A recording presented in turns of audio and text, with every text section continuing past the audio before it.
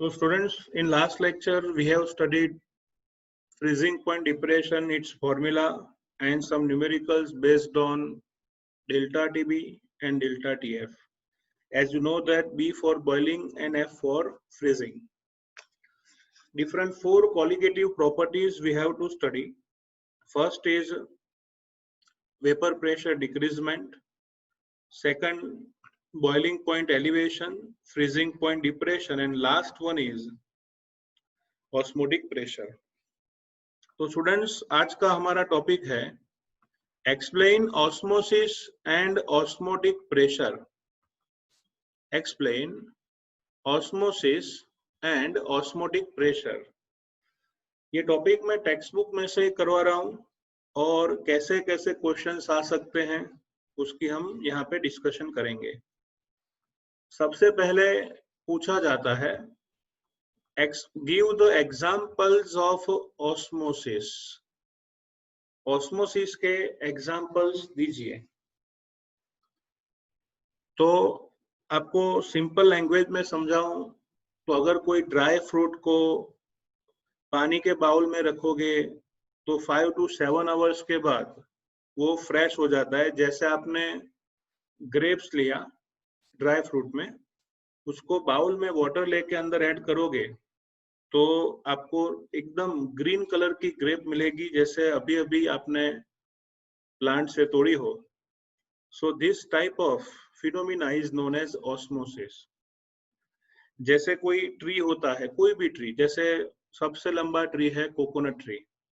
अब कोकोनट का रूट जो है वो वाटर एब्जॉर्ब करता है सॉइल में से, और वो एब्जॉर्ब वाटर आपको सोचिए 60 to 70 फीट के ऊपर जाओगे तो वहां पे नारियल होता है, कोकोनट, उसके अंदर पानी मिलता है. तो यार पानी ऊपर तो कोई डालने नहीं गया था, फिर भी पूरी ट्री में वाटर का डिस्ट्रीब्यूशन होता है. This is example of osmosis.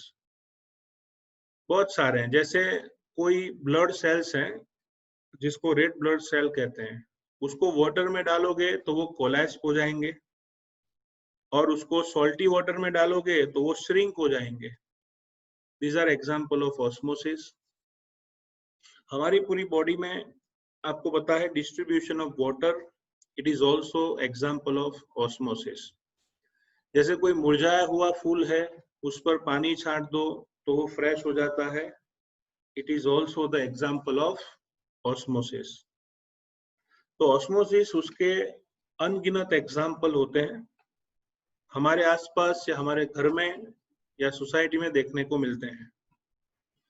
तो सबसे पहले ऑस्मोसिस के एग्जाम्पल क्या लिखने हैं आपको, लिख सकते हो रो मैंगोज. रो मतलब कच्ची कैरी. रो मैंगोज श्रिवेल मतलब श्रिंक हो जाती है. व्हेन पिकल्ड इन ब्राइन मतलब सॉल्ट वॉटर. આપણે જે અથાણું હોય ને એમાં સોલ્ટ, પછી મરચું, પછી મેથી, ઇન શોર્ટ છે ને બહુ હાઈલી કોન્સન્ટ્રેટ સોલ્યુશન રાખ્યું હોય. હવે જે આ રો મેંગોસ છે એ રો મેંગોસ શરૂઆતમાં જે હોય એના કરતા पिकल बनी गयाना थोड़ा दिवसों પછી જુઓ તો એ શ્રિંક થઈ ગઈ હશે. It is example of osmosis. लिखा है विल्टेड फ्लावर मतलब मुरझाया हुआ फूल. Revive then when it is placed in fresh water. Fresh water में रखते हो तो वो नया जैसा दिखने लगता है. It is example of osmosis. Blood cells collapse when suspended in saline water etcetera. बराबर. If we look into this process, we find one thing is common, and that thing is they are bounded by membranes. तो आपको पूछा जाए give example of osmosis, तो उसमें आपको ये 3-4 example याद रखना है.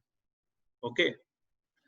तो पहला 2 मार्क्स का क्वेश्चन है गिव एग्जाम्पल ऑफ ऑस्मोसिस, उसमें इतना याद रखो. सेकंड क्वेश्चन मैं यहाँ पे टिक करूँ ना तो ये नया क्वेश्चन होगा यहाँ से. सेकंड क्वेश्चन ये है what is semi permeable membrane and give its example. तो बच्चों सेमी परमेबल मेम्ब्रेन उसका सिंपल मीनिंग ये है कि देखने में तो वो आपको एक सीधी सेल्यूलॉइड शीट लगेगी, देखने में वो आपको प्लेन शीट लगेगी, लेकिन उसमें सब माइक्रोस्कोपिक होल्स होते हैं, जिसकी वजह से सिर्फ सॉल्वेंट मोलेक्यूल उसमें से पास हो सकेंगे, लेकिन सॉल्यूट मोलेक्यूल्स नहीं। तो डेफिनेशन अच्छी लैंग्वेज में बनाए तो हम लिख सकते हैं, the membrane which only allow to pass through the solvent but not the solute is known as semi permeable membrane। जिस मेम्ब्रेन में से सिर्फ सॉल्वेंट मोलेक्यूल पास हो सकते हैं लेकिन सॉल्यूट मोलेक्यूल पास नहीं हो सकते, उसको कहेंगे सेमी परमेबल मेम्ब्रेन। फिर से, the membrane which only allow to pass through the solvent but not the solute, it is known as semi permeable membrane। Okay, semi permeable membrane उसके एग्जांपल्स हैं animal and vegetable body cells. Animal cell जो होता है या vegetable cell हो, उसकी cell wall जो है, सेल वॉल, वो सेमी परमेबल मेम्ब्रेन होती है। हमारी बुक में ये एग्जांपल नहीं है। Animal and vegetable cell wall is example of semi permeable membrane. इतना ही नहीं, पिग्स ब्लेडर, पिग्स का मतलब जो बुंड कहवाय ना, पिग्स ब्लेडर, ब्लेडर का मतलब होता है यूरिन का पाउच। सो यूरिनरी ब्लेडर वो एक एग्जांपल है semi permeable membrane. Even though human urinary bladder is also example of semi-permeable membrane। Human urinary bladder वो भी एक semi permeable membrane है, जिसकी वजह से आप कचरा अलग कर सकते हो बाकी सबसे। इसके साथ साथ है parchment paper and cellophane paper। देखो, पिग्स ब्लेडर आ गई, फिर parchment paper and synthetic cellophane paper, ये सब के सब एग्जाम्पल है सेमी परमेबल मेम्ब्रेन के। तो सेमी परमेबल मेम्ब्रेन बच्चों, उसका एग्जाम्पल, पहला तो डेफिनेशन याद रखो, the membrane which only allow to pass through the solvent but not the solute, it is known as semi permeable membrane. Semi permeable membrane के example है, कौन से एग्जाम्पल आएंगे? Animal and vegetable body cell wall, urinary bladder of pig or human being, then after parchment paper, cellophane paper। Okay, तो ये लोग semi permeable membrane कैसे हैं? तो लिखा है, these membranes appear to be continuous sheet। आपको देखने से तो ऐसा ही लगेगा कि continuous sheet है, but they contain a network of submicroscopic holes or pores। आपको देखने से ऐसा लगेगा कि वो कंटिन्यूअस है, लेकिन माइक्रोस्कोपिकली स्टडी करोगे तो पता चलेगा उनमें सब माइक्रोस्कोपिक होल्स और पोर्स होते हैं। सब माइक्रोस्कोपिक होल्स और पोर्स होते हैं, ठीक है। सो दे कंटेन सब माइक्रोस्कोपिक होल्स और सब microscopic pores. Small solvent molecule, छोटे से सॉल्वेंट मोलेक्यूल उसमें से पास हो सकते हैं। तो लिखा है, some solvent molecule like water can pass through these holes, but the passage of bigger molecule like solute is hindered। मतलब solute का मोलेक्यूल बड़ा होता है तो वो पास नहीं हो पाएगा। So membranes having this kind of property are known as semi-permeable membrane। Okay, semi permeable membrane. Sardar Patel memorial hall नहीं है ये क्या है? सेमी परमिएबल मेम्ब्रेन, ठीक है। तो बच्चों, इसीलिए अगर सेमी परमेबल मेम्ब्रेन 2 मार्क्स में आपको पूछा है, ओके, तो आपको सिस्टमैटिक आंसर देना है। सबसे पहले अपनी अच्छी लैंग्वेज में डेफिनेशन दे दो। क्या दोगे डेफिनेशन में? क्या लिखोगे? The membrane which only allow to pass, the membrane which only allow to pass the solvent but do not allow to pass the solute is known as semi-permeable membrane. क्या कहेंगे? The membrane which only allow to pass through the solvent but not the solute is known as semi-permeable membranes.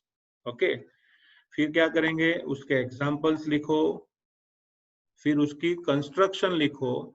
It looks like continuous sheet, but it is actually the network of submicroscopic holes or pores. तो definition, example and construction इतना लिखो, 2 marks आपके पक्के हो गए semi permeable membrane. Okay, चलो 2 marks में और एक क्वेश्चन आ सकता है यहां से. Here this is a new question, 2 marks में आएगा. क्वेश्चन का नाम है एक्सप्लेन ऑस्मोसिस. क्वेश्चन नंबर 3 जिसको कहेंगे explain osmosis and osmotic pressure. Okay, osmosis और ऑस्मोटिक प्रेशर किसे कहते हैं? तो उसे समझने के लिए मैं आपको एक एग्जांपल देता हूं. देखो, ऑस्मोसिस किसे कहेंगे? हमने 2 वेसल लिए. First is solvent containing vessel, second is solution containing vessel. Definite temperature पे 2 वेसल्स ले रहे हैं, दोनों में सेम वॉल्यूम से सॉल्वेंट और सॉल्यूशन फिल करेंगे और दोनों को सेमी परमेबल मेम्ब्रेन से जोड़ा जाता है. किससे जोड़ा है? Semi permeable membrane. तो 2 वेसल्स हैं, दोनों में सेम वॉल्यूम, सेम टेम्परेचर पे, पहले में सॉल्वेंट भरा, दूसरे में सॉल्यूशन भरा है. दोनों पर एटमॉस्फेयर का कॉमन प्रेशर लगेगा 1 बार, जिसको यहाँ पे लिखा है बच्चों 1 atmosphere, 1 atmosphere. Okay, P atmosphere. अब होता क्या है बच्चों? Spontaneously without allowing force, spontaneously the flow of solvent starts from solvent to the solution. मतलब प्योर सॉल्वेंट की तरफ से सॉल्यूशन की तरफ स्पॉन्टेनियसली वाटर का, सॉल्वेंट का फ्लो स्टार्ट होता है. It is known as osmosis. Okay, it is known as osmosis. तो बच्चों, सॉल्वेंट का स्पॉन्टेनियस फ्लो कहां से कहां जाएगा? सॉल्वेंट से सॉल्यूशन की तरफ. कहां जाएगा? सॉल्वेंट से सॉल्यूशन की तरफ. इस फिनोमिना को कहते हैं ऑस्मोसिस. क्या कहते हैं? ऑस्मोसिस. ठीक है, तो पहले ऑस्मोसिस का मतलब फिर से समझ लेते हैं. When solvent and solution are kept in contact with each other by semi-permeable membrane, the spontaneous flow of solvent starts from the solvent to the solution, pure solvent to the solution. It is known as osmosis. उसे क्या कहा जाता है? osmosis. ठीक है, तो osmosis उसकी definition आप लिख सकते हो. When solvent, pure and solution are kept in contact with each other by semi-permeable membrane, so the spontaneous flow of solvent starts from solvent to the solution, मतलब pure solvent to the solution. It is known as osmosis. उसे क्या कहेंगे बच्चों? osmosis कहते हैं. ठीक है, हमारी बुक ने बोला है सॉल्वेंट से सॉल्यूशन की साइड. वो तो सही ही है, लेकिन ऐसा याद रखना कि लोअर कॉन्सेंट्रेशन वाले सॉल्यूशन से स्टार्ट करके हायर कॉन्सेंट्रेशन उस डायरेक्शन में सॉल्वेंट जाता है. लोअर टू कहाँ जाएगा? हायर. उसे ऑस्मोसिस कहते हैं. मैं आपको एग्जांपल देके समझाता हूँ. देखो, सोचिए कि कोई भी ट्री के रूट्स होंगे, वो रूट्स ग्राउंड के अंदर होते हैं, बराबर. चलो, कोई रूट है और कोई रूट पानी के कांटेक्ट में आया, वाटर के कांटेक्ट में, बराबर. तो सॉल्वेंट वाटर के कांटेक्ट में रूट आता है. अब रूट का पहला सेल, समझ लो, रूट का पहला सेल उसमें कॉन्सेंट्रेशन ज्यादा होगी क्योंकि उसमें गोल्गी बॉडी होती है, डीएनएस होते हैं, आरएनए होते हैं, रिबोसोम्स, लाइसोसोम्स, बाकी नहीं आता मेरे को क्योंकि केमिस्ट्री है मेरा। तो इन शॉर्ट वेजिटेबल सेल होगा रूट्स में, पहला सेल जो है उसमें अंदर सेल फ्लूइड में बहुत सारे पार्टिकल्स होते हैं। अब जैसे ही वाटर कांटेक्ट में आया तो वाटर हुआ सॉल्वेंट और वो रूट का सेल हुआ सॉल्यूशन। तो फ्लो कहाँ जाएगा? लोअर टू हायर, मतलब सॉल्वेंट टू सॉल्यूशन। और इसीलिए पानी जो है वो पहले सेल की वॉल को पास करके पहले सेल में गई। So water molecule will transfer from water to first vegetable cell. तो पानी गया किधर? पहले सेल में। अब क्या होगा? पहले सेल की कंपैरिजन ऊपर वाले सेल से होगी दूसरे सेल से। अब कंपैरिजन हो गई पहले और दूसरे के बीच में, तो पानी जाने से पहले सेल की कंसंट्रेशन क्या हुई? कम, और दूसरे की कंसंट्रेशन क्या हुई? ज्यादा। तो लोअर टू हायर कंसंट्रेशन में पानी जाएगा, तो वापिस पहले में से पानी कहाँ गया? दूसरे में। ओके, कब तक पानी जाता रहेगा? जब तक दोनों की कंसंट्रेशन सेम नहीं होती तब तक। चलो आगे गया, सेकंड वाला सेल पानी आने से कंसंट्रेशन डिक्रीज हो गई, उसके कांटेक्ट में थर्ड सेल है। अब दोनों की कंपैरिजन करें तो दूसरे में पानी जाने से कंसंट्रेशन लोअर हो गई और तीसरे में हायर है, तो अब पानी जाएगा सेकंड थर्ड में। फिर थर्ड की कंसंट्रेशन डिक्रीज होगी पानी आने से, वो कंपेयर होगा फोर्थ से, तो थर्ड टू फोर जाएगा, फिर 4 to 5। तो इस पूरी प्रोसेस को कहते हैं बच्चों ऑस्मोसिस। तो ऑस्मोसिस की डेफिनेशन आप लिखना चाहो तो लिख सकते हो। फिर से एक बार मैं बोल रहा हूं, आप फिर लिख लेना। When solvent and solution are kept in contact with each other by semi-permeable membrane, so spontaneous flow of solvent starts from the solvent to the solution, pure solvent to the solution. This phenomena is known as osmosis. उसे osmosis कहा जाता है। लिखा है, if membrane is placed between the solvent and solution, solvent molecule will flow through the membrane from pure solvent to the solution. This process of flow of the solvent is known as osmosis. उसे osmosis कहा जाता है। ठीक है, it is known as osmosis. अब osmosis की definition के पीछे आपको पढ़ना है ऑस्मोटिक प्रेशर, जिसे हम कहेंगे पाई। क्या कहेंगे? पाई। अब आप ही बताओ मुझे, ये फिनोमिना आपने अभी अभी पढ़ी ऑस्मोसिस की, आपने देखा कि सॉल्वेंट की साइड से सॉल्यूशन की साइड सॉल्वेंट का फ्लो जाता है। Okay, moves from solvent to solution. चलो, आपको ऑस्मोसिस रोकना है। देखो, दोनों पर आपने देखा, दोनों पर एटमॉस्फेरिक प्रेशर सेम है, पी एटमॉस्फेयर।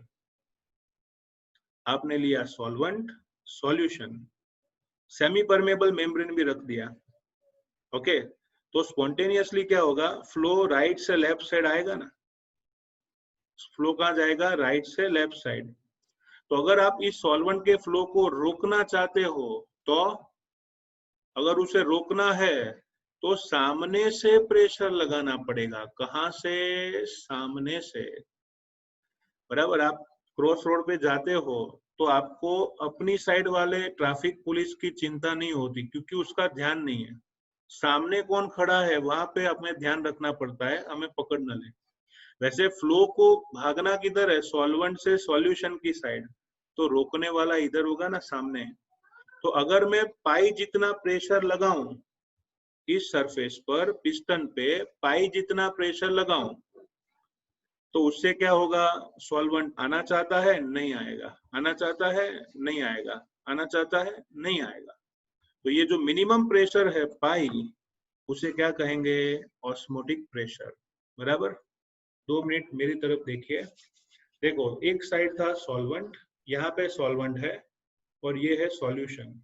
ओके, अब फ्लो कहाँ जाने वाला है? सॉल्वेंट से सॉल्यूशन की तरफ, इधर। तो हम क्या करेंगे, यहां से प्रेशर लगाएंगे।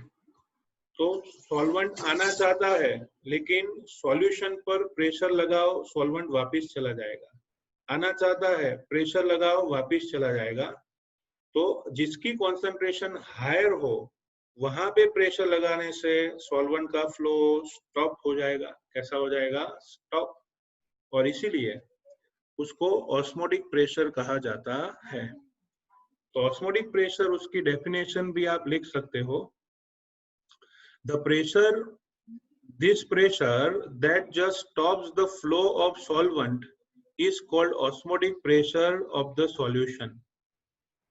The pressure that just stops the flow of solvent is known as osmotic pressure of the solution. आई बात समझ में? तो उसे ऑस्मोटिक प्रेशर कहते हैं। अच्छी तरह से डेफिनेशन लिखनी हो तो आप लिख सकते हो, the minimum pressure which is required, remember, the minimum pressure which is required to stop the flow of solvent or to stop the osmosis phenomena is known as osmotic pressure. जो minimum pressure लगाने से osmosis रुक सकता है, उसे कहेंगे osmotic pressure. The minimum pressure which is required to stop flow of solvent or to stop osmosis process, it is known as osmotic pressure. Okay और इतना ही नहीं, याद रखना, ऑस्मोटिक प्रेशर हमें हायर कॉन्सेंट्रेशन वाले सॉल्यूशन पे लगाना पड़ता है। ओके हायर कॉन्सेंट्रेशन वाले सॉल्वेंट कहाँ जाएगा? Lower to higher. तो प्रेशर कहाँ लगाना है? हायर पे। Okay so the flow of solvent from dilute solution, the concentrated solution across a semi-permeable membrane is due to osmosis. Osmosis से क्या होता है? Flow of solvent from dilute solution to the concentrated solution across the semi-permeable membrane is due to osmosis. Osmosis से dilute से concentrated solution की side solvent जाता है। The important point to be kept in mind is that solvent molecule always flow from lower to higher concentration in the solution. Solvent always कहाँ जाएंगे? Lower to higher. Okay इसीलिए लिखा है, तो osmotic pressure has been found to depend on the concentration of the solution. Osmotic pressure किस पर depend होता है? concentration पे डिपेंड होता है। तो इतना आपको एक्सप्लेन करना है, what is osmosis and osmotic pressure। Diagram भी ड्रॉ करना है और दोनों डेफिनेशन समझानी है। बराबर। ऑस्मोसिस का मतलब है कि जब सॉल्वेंट और सॉल्यूशन के बीच में एसपीएम रखोगे तो सॉल्वेंट कहाँ जाएगा? सॉल्वेंट से सॉल्यूशन की साइड। जिस प्रेशर से उसे रोक सकते हो उसे कहेंगे ऑस्मोटिक प्रेशर। ऑस्मोसिस में सॉल्वेंट कहाँ जाता है? लोअर टू हायर कॉन्सेंट्रेशन की साइड। कहाँ जाएगा? लोअर टू हायर कॉन्सेंट्रेशन की साइड जाएगा। ठीक है, so this is known as osmotic pressure. इसके साथ साथ मोस्ट इंपोर्टेंट क्वेश्चन इस चैप्टर का है, जो पिछले 10 साल में एटलीस्ट पांच बार तो मिनिमम पूछा होगा कि derive and explain osmotic pressure and it's formula. प्रश्न पूछते हैं, what is osmotic pressure, derive it's formula. Okay तो बच्चों डायग्राम भी ड्रॉ करना है, ऑस्मोटिक प्रेशर भी लिखना है। अब फॉर्मूला डिराइव करते हैं ऑस्मोटिक प्रेशर पाई का। कैसे? Let us C.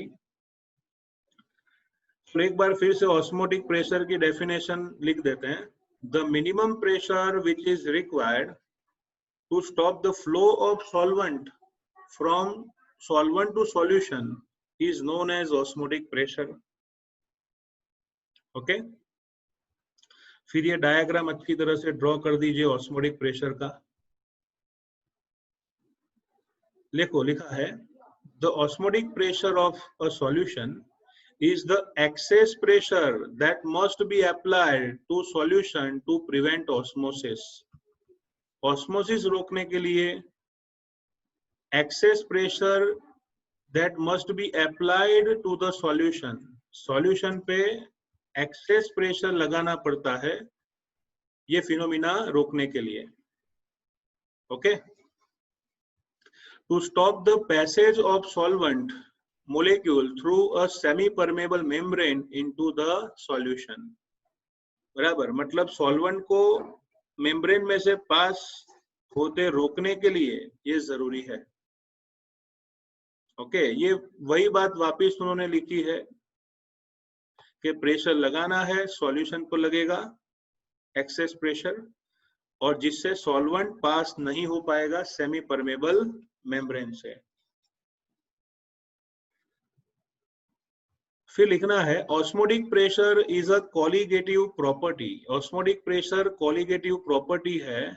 It depends on the number of solute molecule but not depend on their identity.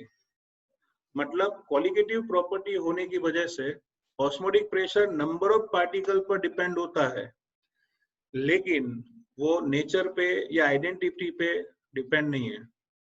Okay, इसलिए लिखा है it is found that osmotic pressure is proportional to the molarity C of the solution at a given temperature. Practically prove हुआ है the osmotic pressure pi is directly proportional to the molarity मतलब C of the solution at a given temperature T. फिर से osmotic pressure pi is directly proportional to molar concentration or molarity at a given temperature.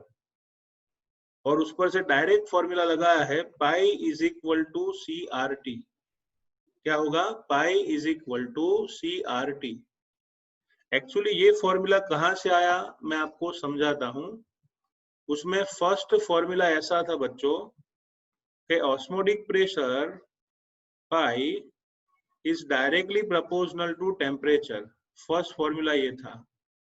दूसरा था osmotic pressure pi is directly proportional to molar concentration C, और इन दोनों को मिला के constant R add करके दिया है pi is equal to CRT.